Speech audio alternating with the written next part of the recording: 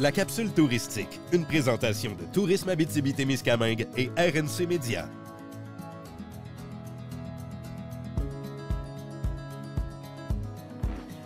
L'hiver en Abitibi-Témiscamingue, c'est tout sauf plat.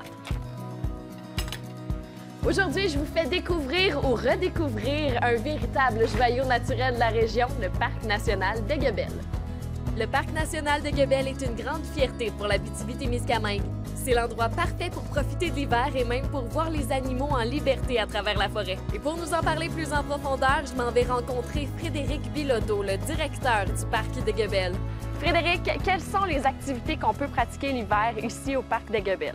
Bien, on a nos grands classiques, dans le fond. Il y a la randonnée en raquette, on a le ski hors-piste, qu'on appelle aussi le ski hawk, qu'on peut faire sur les lacs de Faille. Puis il y a évidemment notre glissade qui vient de tout récemment être ouverte pour les plus petits. Puis toutes ces activités-là, c'est des activités qui prennent quand même de l'équipement, du matériel. Est-ce qu'il y a moyen d'en louer ici au parc? Bien oui, c'est ça. Hey! Et aussi, dans le fond, dans le parc, c'est le but aussi, c'est de faire découvrir oui. tout ça, faire découvrir les activités hivernales. Donc oui, on a tout le matériel pour louer. Donc si les gens ne vous êtes pas équipés, c'est l'endroit parfait pour venir essayer. Est-ce qu'il y a des nouveautés là, cette année, en 2025, qui vont avoir lieu cet hiver?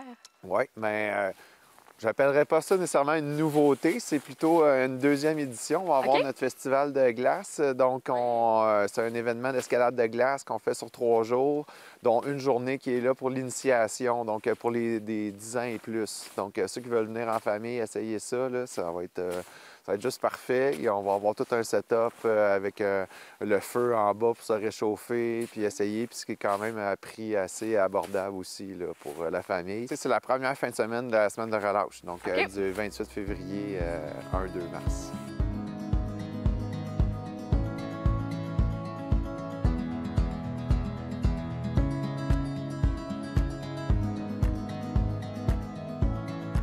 Et Frédéric, pour les gens qui sont un peu moins sportifs, le monde qui aime moins bouger, il y a aussi moyen de relaxer au Parc de Guebel. Oui, il y a vraiment, mais c'est vraiment un endroit magnifique pour ça, avec le silence, fait qu'on peut louer des chalets.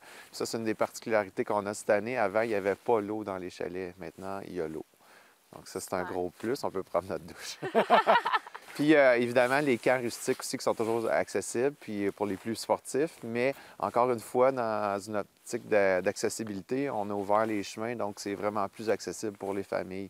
Donc, ça prend moins de temps à s'y rendre. Des fois, ils sont juste à la proximité de la voiture.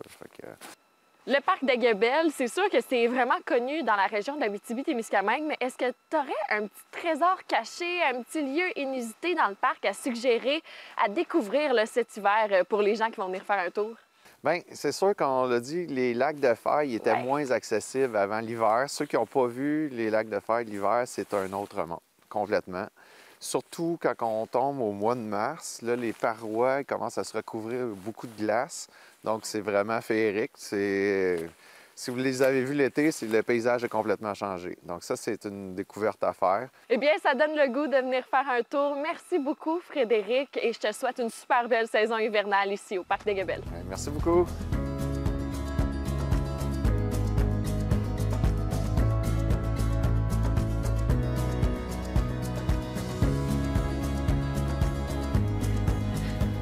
Vous voyez, je vous l'avais dit que c'est pas plate l'hiver en Abitibi-Témiscamingue!